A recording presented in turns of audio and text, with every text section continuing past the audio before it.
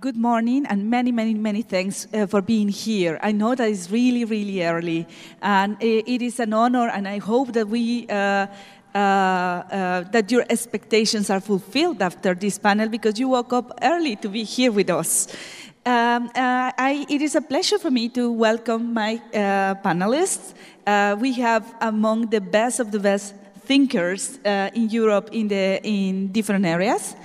To my left is Thomas Lohninger. He is one of the, you enjoy in Europe net neutrality in great part because of his efforts and the efforts of his organization, Epicenter Works. He is the director, and he's based in Austria. Cathleen Berger, who used to be part of German government, and now she is gladly with civil society. She's the global engagement lead for Mozilla. And Dr. Melanie Dulong Rosnay, who is one of the leading researchers and thinkers rethinking how the commons, and especially the digital commons, can help us solve the challenges of our time, inclusion, access to content, and so on. We will discuss now, while I was coming here, I was looking at numbers, and I know that it's a reality that not so many Europeans are exposed to, but imagine if, in order to access the internet, you will have to give away 20% of your income. 20%. That's the average cost of internet in most of the parts of Africa. In more than one country, it's even 50% of your monthly income to be able to connect. But not only that, I mean, when you think about digital inequalities, we are not only speaking about, I cannot pay in order to, I cannot afford connectivity, but we are speaking about more profound problems. Imagine if not only it costs 50% of your income to be able to connect to the internet, but then you find that there's no content relevant to you, that all the content on the internet is in a language that is not yours, and it is directed to people who live in different realities. It doesn't contain any information that is relevant to your work in the fields. It shows only white people online. It shows only people who are rich and live in different realities online, and it only invites you to consume, not to participate.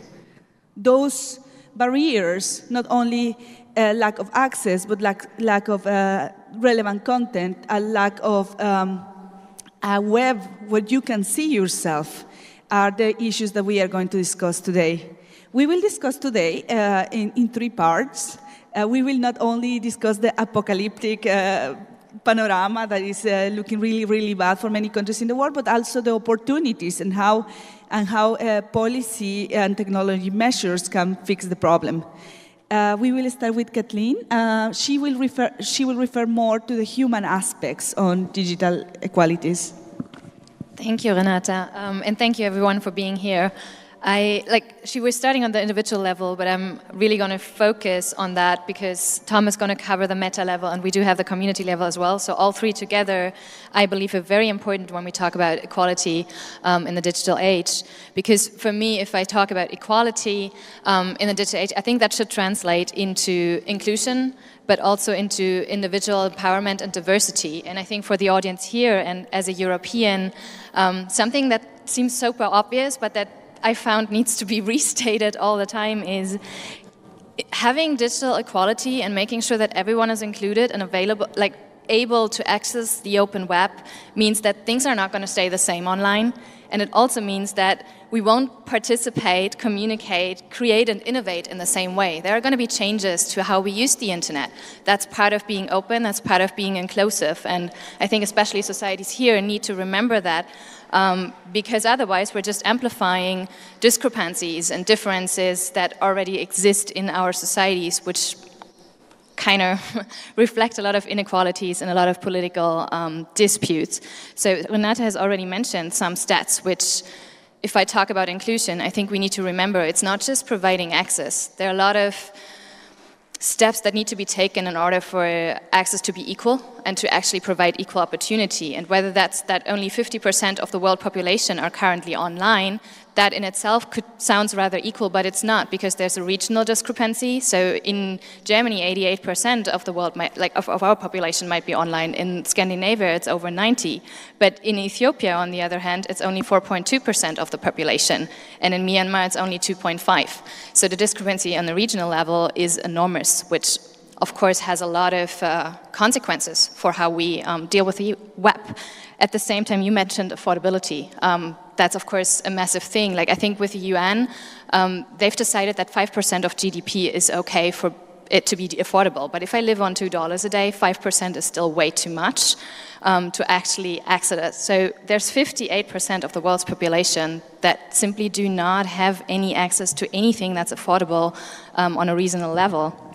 And languages, you mentioned local content, but if I think of statistics on a global level, then Chinese is the second biggest language spoken in the world, but only 2% of online content is actually in Chinese. It's similar to Arabic because the internet was not created with non-Latin letters and alphabets in mind, but we need to overcome that barrier in order to actually provide equal opportunity online. At the same time, 52% of websites are in English, and something we also tend to forget in communities like ours, also at a conference like publica, there's only 25% of the world's population that actually understand it. It might seem natural to us because we all learn it, but it's not. So working on translations is going to be crucial. And I'm sure we're going to get into this later because Renata with the Web Foundation has worked on that a lot. But gender is also a massive issue. There are studies from the Web Foundation, but also from UN Women, which find that women are nearly 50% less likely to access the internet than men in developing countries. That's a massive barrier, and we need to understand why that is happening. And without wanting to, like, we are here in Europe, so it's not, I can't tell you why this is happening, but we do need research and facts to find out how we can be more welcoming and more inclusive, because otherwise equal opportunity is never going to become a reality. You know, and the interesting part that you mentioned is, and that is relevant for Germany, is, and for Europe in general, is the role of the companies. Because while Europe has strong regulators, but I mean, even here, it took massive effort from civil society to get a web that is accessible for everyone, everywhere, with all the content.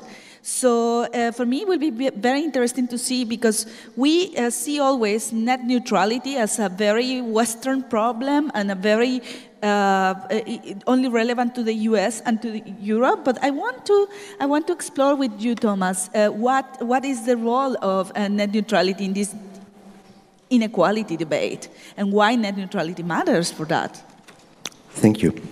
Yeah, I mean, at the core, net neutrality is all about solving a distribution problem. It's about giving equal access to all services, allowing every startup, every idea to be globally accessible from day one on a level playing field, and to have an equal exchange of ideas, of voices, of offers. And I think that is a precondition for solving the problems that Cathleen has pointed out of the content problem. And net neutrality focuses on the telecom side. And of course, our biggest adversaries, or the other side of the debate, speaking from a pro-net neutrality activist perspective, is of course the telecom industry. And we see a constant pushback. I mean, now in the US, as it looks like the new open internet rules from 2015 will be appealed. And this is the third iteration of a net neutrality debate in the US. And even now in Europe, we have now regulation, the strongest form of legal protection for net neutrality. But even here, still, the telecom industry is pushing to revert those rules and go back to a model where they would be in charge as gatekeepers to favor certain applications, to say, also favor certain types of using the internet. And this also is intertwined because, of course, there are companies like Facebook that invest huge amounts of money to give their projects called previously internet.org, now Free Basic, into the developing world, and now even they are planning to expand that to the US. So those zero rating offers are a core part of the debate, I think, that we should tackle, and that also need a closer look in several ways, because we have systems where you pay with your data to get free access to the whole internet, like MSET and Gigato. Those offers are in line with a definition of net neutrality, because, okay, I see some advertisement, and of course they target the users they show that to, but still I have the possibility to access all of the internet. You know, it's very interesting something, because you mentioned the poor pay with their data. Well, actually, if you analyze the situation of the world today and all the things that we are finding out about the election in the US and in the Brexit voting in the UK, are you, instead of voting, or instead of paying with the data, aren't the global poor paying with their democracy, actually? It is very interesting, because if Facebook and if social media becomes social media like Facebook becomes the internet, then we are facing a problem that is not only they are accessing a limited internet, but they are accessing a limited internet that is susceptible of manipulation and it is susceptible of social control. So I want to hear if there's any reaction from Melanie or from Kathleen about that. It's a tricky question. I don't think it's just the poor that are in danger of losing some democratic benefits. I think we have that everywhere. We see that in election cycles all the time. I do believe that what Thomas just said, that we do need net neutrality to have a level playing field at the regulatory level, but what we also need, and that's where the individual level comes in again, and which also addresses that democracy question, without skills and awareness of how do I protect myself? How do I make sure that I'm not ending up in a silo? What can I do against monopolization and against centralization? How do I actually keep the web open? That's exactly what we need in order to counteract. It's basic skills to help protect our democracies, to strengthen and empower the people to have their voices heard. And not just exploiting them the very first moment someone comes online, makes it even harder. But I think even here, people are not always aware of what we're giving away and how that's affecting our political systems, because we just take it for granted. So I would see that responsibility for everyone. And those who have the awareness, I see that like everyone needs to teach, because otherwise we won't be able to address that. And just to briefly say, I mean, this media literacy question is also generally of high importance. Markus Beckedahl had in his talk yesterday the numbers that around 1 cent up to 20 cents, that's what's spent per person in Germany on media literacy. So even very developed countries are not paying enough attention to that issue. And there's another inequality that I have seen, and I have seen even in Europe, and it's basic things, provision of basic services to elderly people are only provided online. And digital literacy, the focus is on little children. And so we are increasing something that was supposed to be for everyone, and was supposed to include is kind of excluding more and more, especially vulnerable. So, but not all is dark, no, Melanie? Yes, I completely agree. Media literacy and privacy literacy is completely key. And instead of thinking about problems from net neutrality because we can access only Facebook, or as part of the bundle with your mobile access. All the data are very expensive, but for almost free, you can access only Facebook and Twitter and WhatsApp. So that will reduce, as you were explaining, what your vision of the world and what you can access. But if you think about zero rating in a positive way, and for instance, partnerships between mobile companies and Wikipedia, so that Wikipedia would be part of the bundle you get for free, or similar content. Yeah, but you know, playing devil's advocate. Yeah, yes. I want to ask Kathleen, because Mozilla is the promoter of the creative web, right? And what happens in that situation? Okay, you have access to Wikipedia, but what are you missing out? Yeah. The question is, if you have access to Wikipedia on those bundles, can you actually also write on it? Because mostly the feature phones only allowed you to read. So you're a consumer still, not a creator, not an innovator. So to us, that's not enough, right? That gives you a hurdle, and that prevents you from having equal opportunity. Just reading, being informed is one step, but it's a tiny step, and it's not enough for the web that Mozilla is advocating for.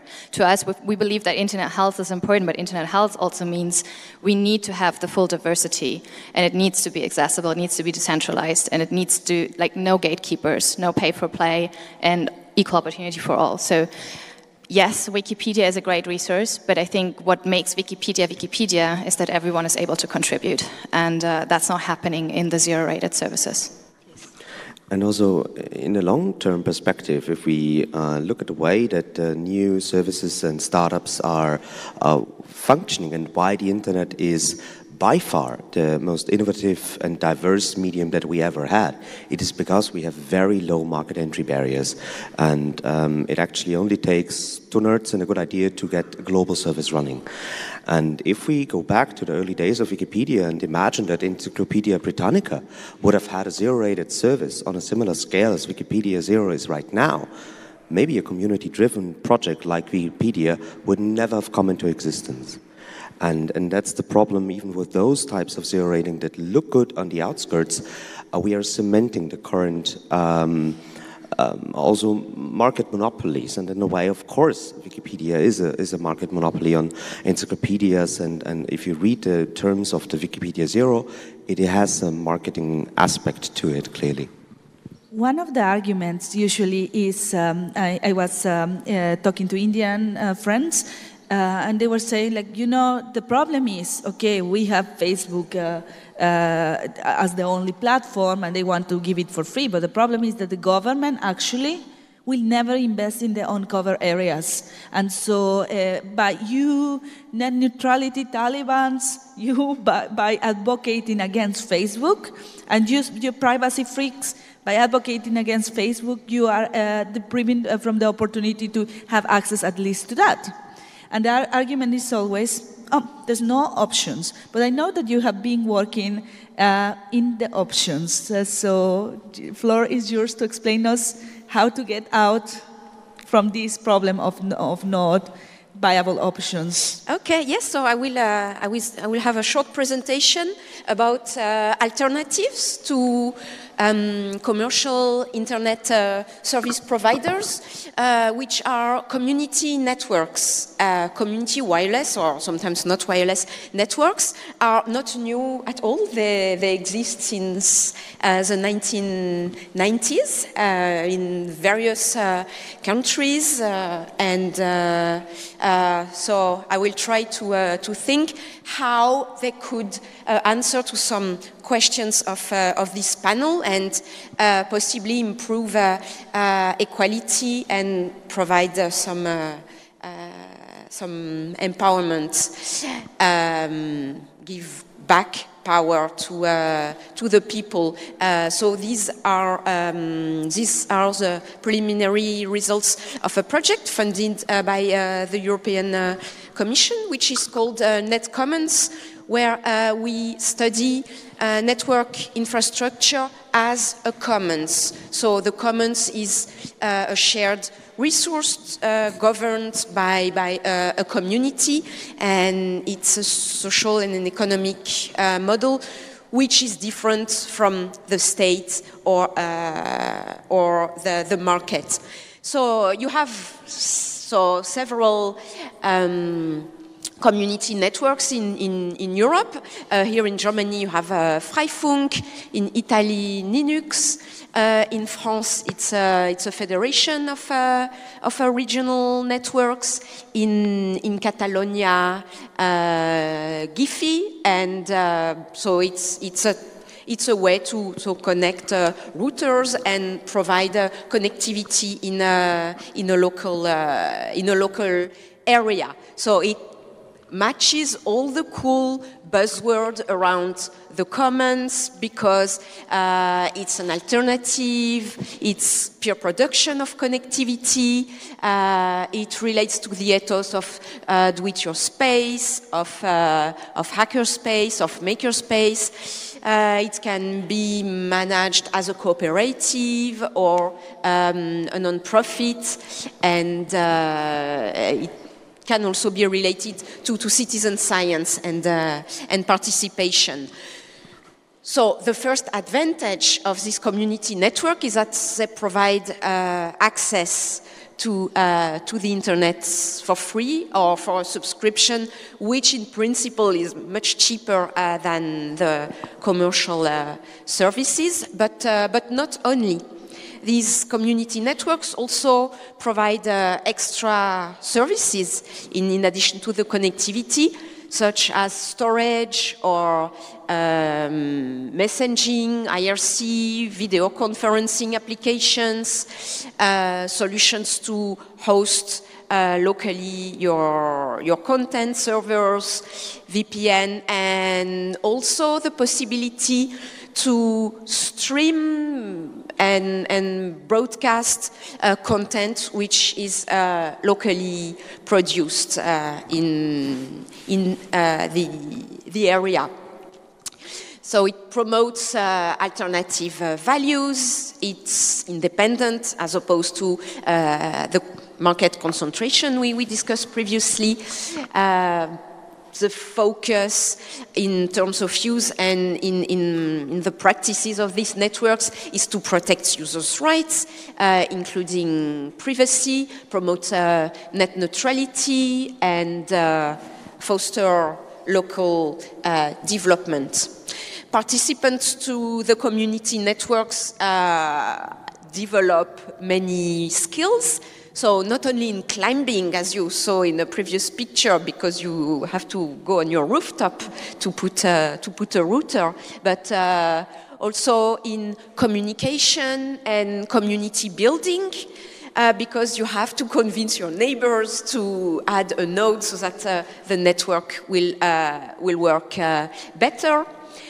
Writing the technical documentation in less technical terms also, political and governance skills to manage a community and take part to decision making, finance, because you have to maybe raise funding or work with local partners, a hospital or a library or a school, and with the municipality to access to the underlying technical infrastructure.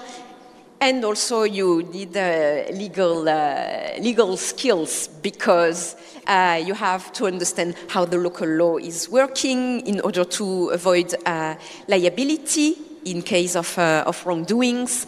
You have to write terms of services and try to protect the privacy of the community. And advocacy would be, the last skill in order to lobby local, national, and European governments for legislations which will not impede the development of community networks and also allow their flourishing.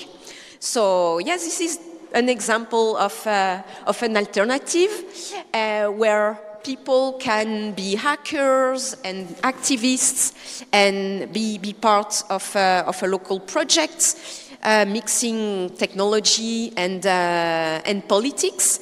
And I really appreciate working in this project, because as a researcher, I really learned from the practitioner. And it's the same for my colleague. Every time we discuss with community network members, we learn about our own field, being IT law or computer science, network optimization for my colleagues, and the management of the commons, because it's an infrastructure commons to be compared with the digital commons of the content. So of course it's not perfect.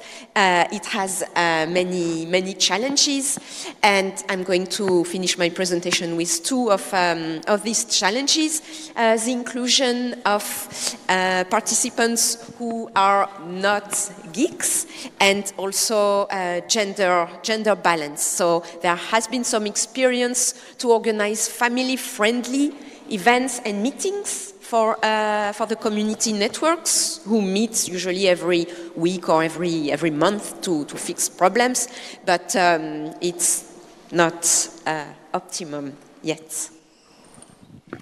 Thank you, Melanie. So it seems that even in this, I have just one question to you.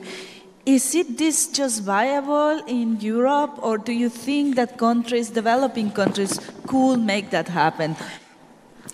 Yes, it has been used for ICT 4D in the fields of ICT for development, and it has been developed in. So I presented European examples because that's my knowledge, but it has been deployed in in African countries, in some Latin American cities.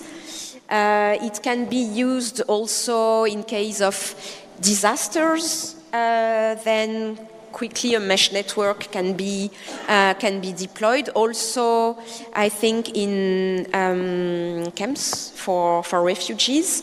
So it's not that simple. It's not a miracle weapon to solve every problems. But yes, it has been developed everywhere. But it sounds really too good to be truth, and I wonder if in the policy area is any. I was hearing that there might be some regulations that threaten these networks, and how was it? Was any discussion while discussing net neutrality around these alternatives? I'm curious to hear.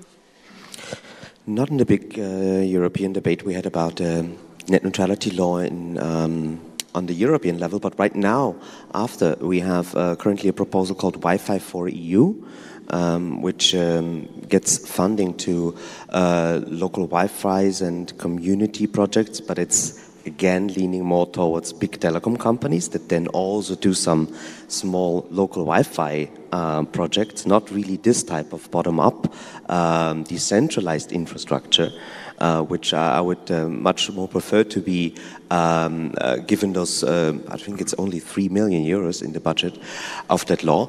But those local initiatives really would benefit from some sort of funding, because those are really run by the people. This is a sustainable form of infrastructure investment, and just plainly out of the hacker ethic. I mean, this is promoting decentralization in the best form.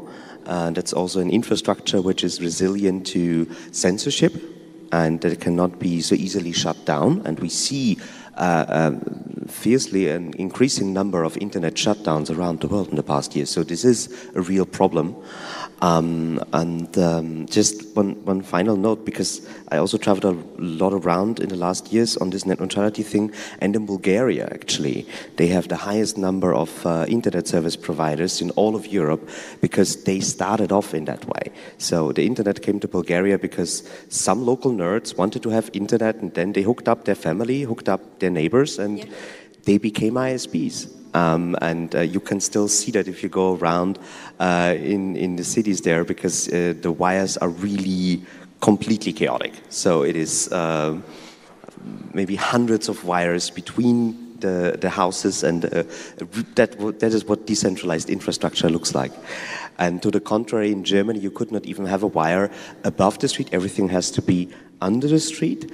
And then you have all the ridiculous copyright laws in Germany, which lead to the fact that the German Freifunk community has to tunnel all their traffic to Sweden, because only then they are not liable for what their users are doing. And so I think there are many obstacles and regulatory terms that prevent such good decentralized projects. If I maybe just because you ask if that's also viable in countries that are not Europe, Mozilla recently ran an equal rating innovation challenge, and the concept behind equal rating was exactly how can we provide access to the open and free internet, the entire internet, in ways that are not zero rated but still affordable to overcome some of those barriers. And we did have some fantastic projects which submitted their ideas that also were community-based networks. So it's happening in India, it's happening in Brazil. We had like also African projects which exactly adopted a model like that. How can we build community networks to not only decentralize but also to bring neighborhoods online, rural areas which might be neglected from governments. So there are initiatives out there. It's totally working in other regions. I think it's just a matter of how do we get these then connected with their contents, with what they need to the entire internet to amplify their efforts to scale them. Because I think the main risk is making that sustainable in a way that it's not just a tiny little rural area or one city, but how do we make sure that they still benefit from sustainable, scalable access to the entire internet? And I think that's something we haven't been able to address yet, but there's a lot of potential. I think like your challenges, the non-geek gender inclusion, yeah, the non-geek, exactly. How do we get the non-geek people to understand this and help contribute to that? That's one of my main questions. But it seems that actually the non-geek and gender inclusion is a shared problem, is a transversal problem everywhere we look. So maybe we have a problem in society. That is where we should address it. But something interesting that you mentioned, and I would like you to go deeper on it, is you mentioned that actually these community networks can also help us fight the surveillance problem, and I want to hear more about that. Well, if you manage the infrastructure, then technically you can avoid surveillance. You can control your internet. You can control your own internet. So then you will not own the backbones. At some level, there might always be surveillance. But if you are independent and you own the devices and there are open hardwares and there's no monitoring in the network, then it's a progress of decentralization. One more thing.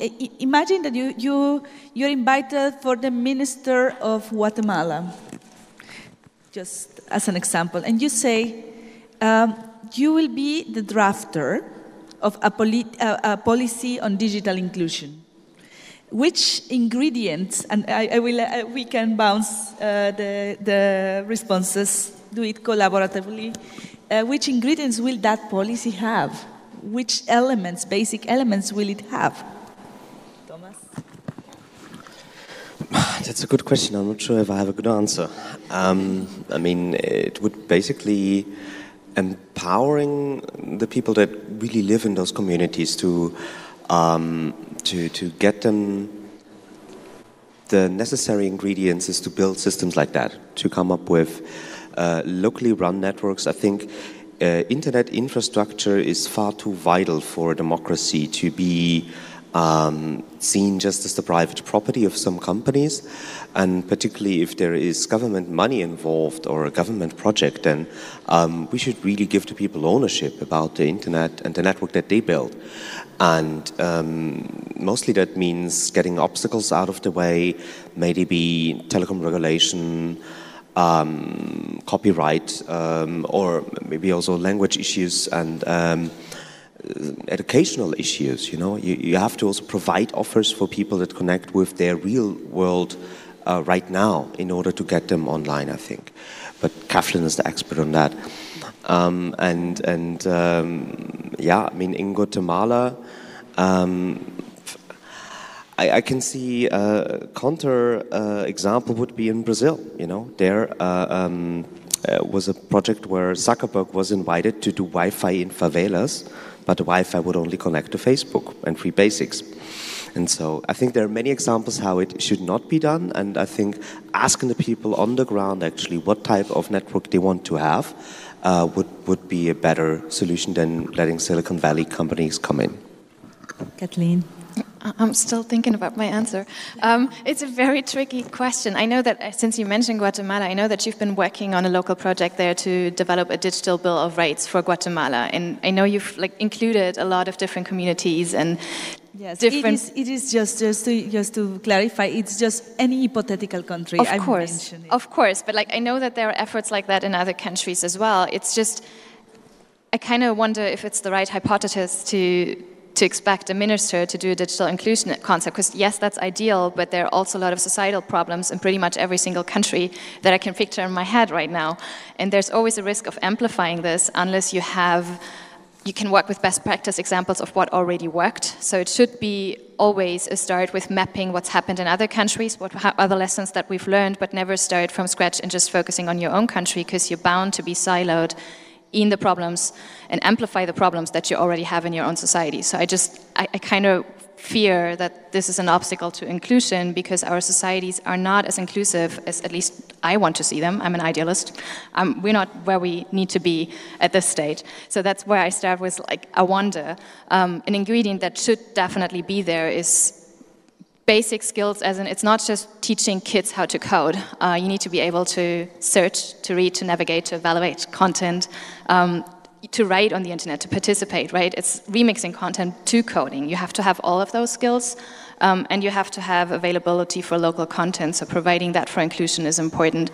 So I think it needs to go hand in hand. We have to have the policy in place where monopolization and centralization is regulated. We need to have the networks that reach all the areas which are really hard with fiber optic cables, so that we have other solutions for that, but we also need the skills and the awareness. So it needs to be that, but we need the research and the data comparability to go somewhere where it's actually inclusive. Melanie? I don't have anything to add. I think that was a good synthesis. Well, I think that what will be very interesting now is to hear from all of you and to hear, well, which ingredient your inclusive internet for all will have. And if you have comments, questions, if you want to share a project, if you want to share good policies, now is the moment to interact with our panelists.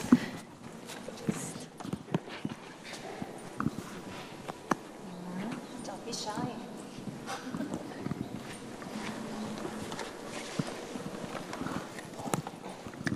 Thank you. Maximilian Schubert, ISPA, Association of Internet Service Providers.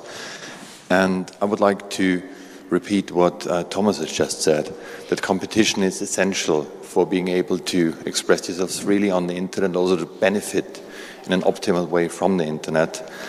And I think we are now at a very interesting point where in Europe there's a lot of discussion of how to finance the rollout of fiber all across Europe. And I would say there are two different approaches onto how this challenge can be met.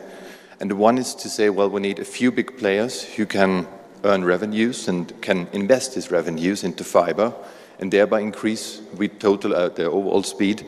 Or we can try to aim towards competition and say, we've got a lot of small internet service providers or medium internet service providers, and they will foster the rollout. They will thereby lead to higher speeds and lower prices. And I think that's a very interesting discussion we are also leading now in Europe. Thank you.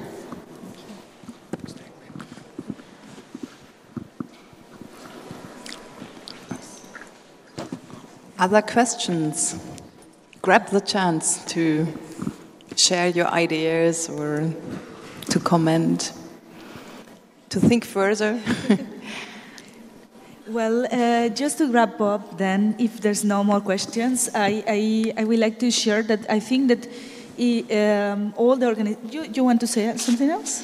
No, I just wanted to say, yeah, Max is completely right, that competition, at least if we speak about if we speak about any form of critical infrastructure, is a vital condition, because, as I said, internet is a far too important infrastructure to have it just centralized in the hands of one or two companies, like it is in the US, because that just amplifies other problems that we have.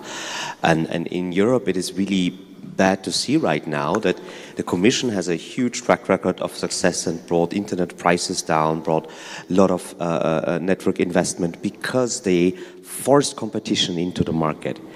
And now it's not even not learning from your mistakes, they are not learning from their success, because now they are going the other direction. Now they are saying, oh, 2, 3 internet service providers in all of Europe, that's okay. And they are basically trying to copy all of the mistakes that the US has made. And I think that's... telecom regulation is a very weird issue, and when you work from it from a civil society perspective, you often feel like, okay, is there no sane voice in there?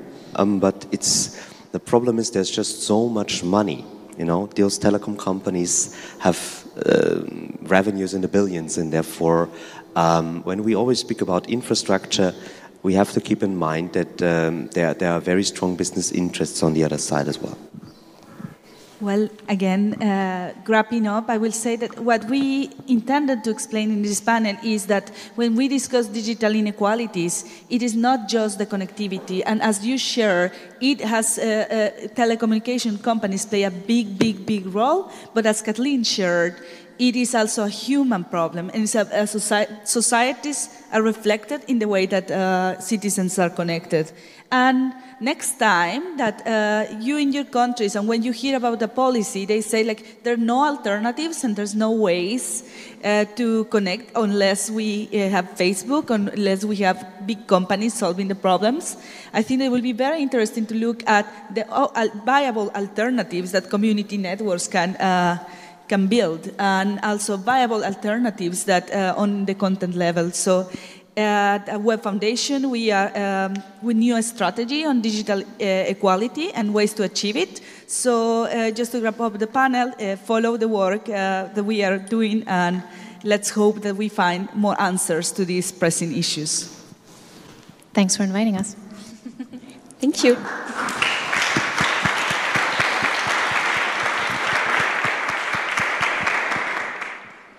Yeah, thank you so much. Melanie, Renata, Kathleen, and Thomas. It was very insightful.